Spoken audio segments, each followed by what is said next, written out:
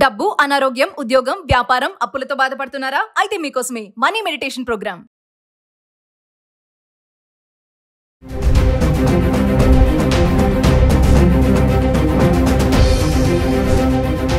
నమస్కారం, నేను మీ అడ్వకేట్ సంగీత. కేరళకు చెందిన నిమిష ప్రియని మొత్తానికి ఎట్టకేలకు యమన్ ప్రభుత్వము ఉరిశిక్షను వాయిదా వేయడం జరిగింది. ఏదైతే ఉందో కౌన్సిల్ అలాగే అక్కడ ఉన్న జైలు అధికారులతోటి యమన్ ప్రభుత్వము, మన కేంద్ర ప్రభుత్వము వీరందరూ కూడా చర్చలో పాల్గొనడం జరిగింది. అంతేకాకుండా రెండు కుటుంబాలకు సంబంధించిన ఫ్యామిలీ మెంబర్స్ కూడా, ఇటు నిమిష ప్రియకు ఫ్యామిలీకి సంబంధించిన తల్లి అలాగే భర్త, అలాగే ఏదైతే తలార్ ఉన్నారో తలార్ ఫ్యామిలీకి సంబంధించిన కుటుంబీకులు కూడా ఆ చర్చలో పాల్గొనడం జరిగింది. ఈ వారి షరియాత్ ప్రకారంగా ఉన్న బ్లడ్ మనీ రూపేణా, అంటే ఎవరైతే మరణించారో ఆ కుటుంబానికి కొంచెము డబ్బును ఇచ్చేసి క్షమాభిక్ష కోరే విధంగా కూడా సుప్రీంకోర్టు ఆల్రెడీ సూచించడం జరిగింది. దాని పక్షాననే వాళ్ళు బ్లడ్ మనీకి యాక్సెప్ట్ చేశారు అని చెప్పి వార్తలు కూడా వినిపిస్తూ ఉన్నాయి. ఈ నేపథ్యంలోనే వారు ఉరిశిక్ష ఏదైతే ఉందో అది వాయిదా వేయడం జరిగింది. కానీ ఎన్ని రోజులు వేశారు, ఎప్పటి వరకు అనేది మాత్రం దానిపైన ఇప్పటి వరకు స్పష్టత లేదు. మొత్తానికైతే రేపు నిమిష ప్రియ ఉరిశిక్ష ఉండవలసింది. కానీ చాలా గట్టి ప్రయత్నాలు చేసుకున్నారు, గట్టి ప్రయత్నాలు జరిగినాయి. కేంద్ర ప్రభుత్వము అక్కడి ప్రభుత్వంతో మాట్లాడడానికి ఎన్ని వేలలో ప్రయత్నం చేయాలో అన్ని వేలలో కూడా ప్రయత్నం చేయడం జరిగింది. అంతేకాకుండా కేరళ ప్రభుత్వం నుంచి కూడా సీఎం గారు ఇన్వాల్వ్ అవ్వడం జరిగింది. కేంద్ర ప్రభుత్వానికి అనేక లేఖలు, అదే విధంగా అతను పర్సనల్ గా వచ్చి కలవడం కానివ్వండి, ఇవన్నీ చేసిన నేపథ్యంలో మొత్తానికి తలార్ ఫ్యామిలీ వాళ్ళు దాదాపుగా 11 కోట్ల రూపాయల బ్లడ్ మనీతో ఈ ఉరిశిక్షను కాస్త వాయిదా వేయడం జరిగింది. కానీ దీనిపైన పూర్తి సమాచారం ఇంకా కొంచెం కూడా రావాల్సి ఉంది. ఏదేమైనా సరే రాష్ట్ర వ్యాప్తంగా, దేశవ్యాప్తంగా, జిల్లా వ్యాప్తంగా కూడా నిమిష ప్రియ ఎవరు, ఆవిడకి ఎందుకు ఉరిశిక్ష వేశారు, ఉరిశిక్ష నుంచి ఎలాగైనా సరే ఆవిడని కాపాడాలి అంటూ వచ్చిన ఎంతో మంది దీవెనలే అయి ఉండొచ్చు. ఆవిడని మొత్తానికి ఎట్టకేలకు ఉరిశిక్ష నుంచి కాస్త మినహాయింపు చేయడం జరిగింది. అంటే కౌన్సిల్ వాళ్ళు పాల్గొన్నారు. అందులో కూడా మత పెద్దలు, మత గురువులు వీళ్ళందరూ కూడా, ఎవరైతే తలార్ ఫ్యామిలీ ఉందో వారందరూ కూడా మత గురువులు, ఎవరైతే గిరిజన గురువులు ఉన్నారో వారితో మాట్లాడిన తర్వాతనే వారు నిమిష ప్రియ ఫ్యామిలీ మెంబర్స్ తో మాట్లాడడం కానివ్వండి, అంతేకాకుండా ఎవరైతే కేంద్రం నుంచి వెళ్ళే అధికారులు ఉన్నారో వారితో చర్చలకు రావడం కానివ్వండి, ఇదంతా జరిగింది అని చెప్పేసి కూడా మనము చూస్తూ ఉన్నాం. ఏదేమైనా సరే కానీ 7 సంవత్సరాల నుంచి వారు ఎన్ని ప్రయత్నాలు చేసినా కలవలేదు. కానీ ఇప్పుడు అందరూ మూకుమ్మడిగా, ఇటు కేంద్ర ప్రభుత్వం, కౌన్సిల్, అటు జైలర్ వాళ్ళు, తర్వాత నెక్స్ట్ ఇటు కుటుంబ సభ్యులు, అంతేకాకుండా కొంతమంది ఎవరైతే స్వచ్ఛంద సంస్థలు ఉన్నాయో స్వచ్ఛంద సంస్థలు, అధికారులు వీళ్ళందరూ కూడా ఇన్వాల్వ్ అయి ఎలాగైనా సరే రేపు ఉరి తీయబోయే నిమిష ప్రియను ఎలాగైనా కాపాడాలి అన్న వారి స్ట్రాంగ్ ఒక హోప్ అనేది ఆవిడ్ని ఉరిశిక్షకు వాయిదా వేయడం జరిగింది.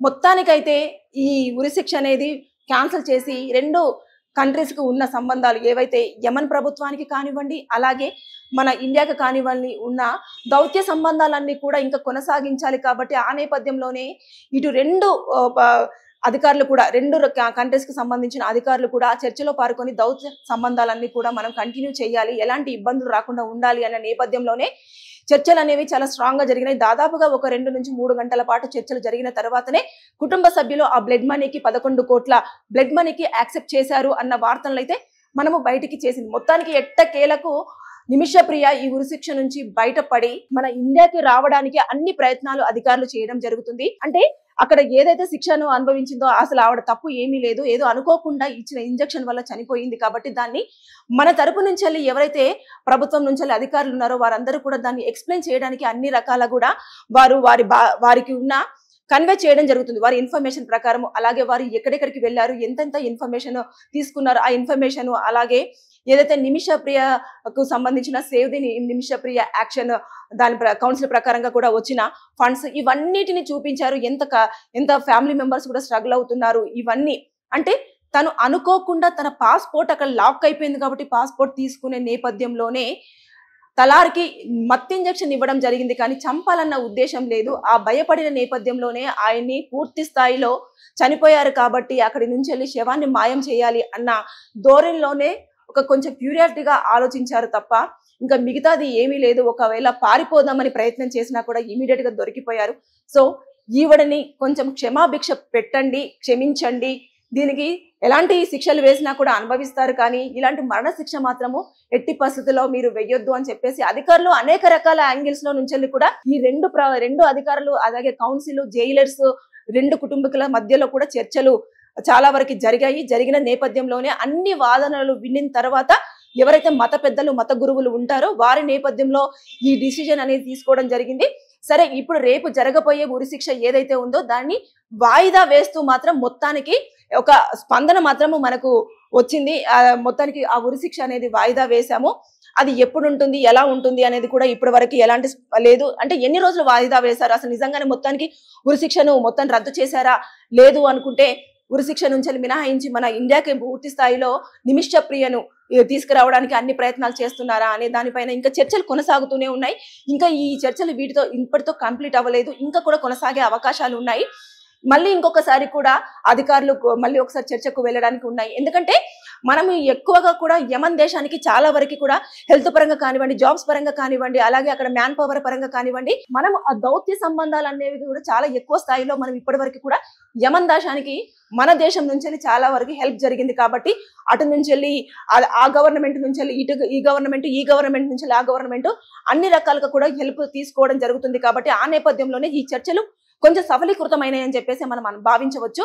ఎందుకంటే ఏదైతే ఇంతమంది ఇన్వాల్వ్ అయ్యి ఇంతమంది అంటే చాలా మంది కూడా అన్ని యాంగిల్స్లలో కూడా డిస్కషన్ జరిగారు. అంటే ఒక వాదన వచ్చిన తర్వాత దానికి ఎక్స్ప్లెనేషన్ గా ఇంకొక వారి సమాధానం చెప్పడం కానివ్వండి, ఏదైనా ప్రశ్న ఉంటే దానికి తగ్గట్టుగా ఆన్సర్ ఇలా జరిగింది అని చెప్పేసి చాలా క్లియర్ ఎక్స్ప్లెనేషన్ అక్కడ జరిగింది. కాబట్టి రేపు నిమిష ప్రియకు ఉండబోవాల్సిన ఉరిశిక్ష అనేది కాస్త వాయిదా వేయడం జరిగింది. ఈ నేపథ్యంలోనే చాలా మంది కూడా హర్షం వ్యక్తం చేస్తున్నారు. అంటే చాలా మంది కూడా ఎంతో ప్రార్థన చేశారు. అంటే నిమిష ప్రియ ఎలాంటి అంటే ఆమెకి ఎలాంటిది తెలియకుండా అనుకోకుండా జరిగిన సిచ్యువేషన్ కాబట్టి ఆవిడే అక్కడ అన్యాయం అయింది. అయినా కూడా దాన్ని పట్టించుకోకుండా ఇప్పుడు ఈయనెంత నష్టపోయాడో ఆవిడ కూడా అంతకంటే ఎక్కువగా నష్టపోయింది. ఇక్కడ ప్రాణం పోయింది కాబట్టి అతనికి శిక్షలు లేవేమో, కానీ ఇక్కడ ప్రాణం ఉండి కూడా తను ఏదో శవంలాగా బ్రతుకుతుంది, దయచేసి దీన్ని కన్సిడర్ చెయ్యండి అని చెప్పేసి అధికారులతో కూడా చర్చలు చేశారు. కాబట్టి ఎప్పుడైతే పెద్ద స్థాయిలో కూడా పోలీసు వారి అటు జైలరు వాళ్ళు కూడా ఆవిడ ప్రవర్తన కానివ్వండి, అదే విధంగా తను ఏదైతే మిగతా ఖైదీలతో ఉండే విధానం కానివ్వండి, వారికి చేస్తున్న సేవలు కానివ్వండి, దాన్ని కూడా వారు కన్సిడర్ చేయడం జరిగింది. అంటే ఆవిడ ఇన్ని సంవత్సరాల నుంచి 7 సంవత్సరాల నుంచి కూడా జైల్లో ఉంటుంది కదా, జైల్లో ఉంటున్నప్పుడు ఆవిడ ప్రవర్తనను కూడా కన్సిడర్ చేశారు. చేసిన తర్వాత ఆవిడకు మాత్రం ఎలాంటి నేర స్వభావం లేదు. తను అందరితోని కూడా చాలా కలివిడిగా, చాలా మంచిగా, చాలా ఇన్నోసెంట్ గానే ఉండడం జరిగింది అని చెప్పేసి ఆ చర్చ కూడా ఆ సమావేశంలో కూడా రావడం జరిగింది అని చెప్పేసి చెప్తూ వచ్చారు. మొత్తానికి ఓవరాల్ గా చూసుకుంటే మాత్రం రేపు నిమిష ప్రియ కుటుంబ సభ్యులు కానివ్వండి, 2 దేశాలకు సంబంధించి నిమిష ప్రియ బ్రతకాలి అని చెప్పేసుకున్న ప్రతి ఒక్కరు కోరుకున్న వారందరికీ కూడా కొంచెం హ్యాపీ న్యూసే అని చెప్పేసి మనం చెప్పుకోవచ్చు. ఇంకా కూడా ఈ 2-3 సార్లు ఇంకా చర్చలు జరిగే అవకాశం ఉంది. చర్చ తదనంతరము నిమిష ప్రియకు ఎలాంటి శిక్షలు పడకుండా తను హ్యాపీగా యమన్ దేశం నుంచి ఏదైతే సనా జైల్లో ఉందో ఆ సనా జైలు నుంచి వెళ్ళి ఇండియాకు వచ్చి వారి ఫ్యామిలీతో చాలా హ్యాపీగా ఉండాలని చెప్పేసి మనము చాలా ఈ వీడియో త్రూ కోరుకుందాం. Thank you.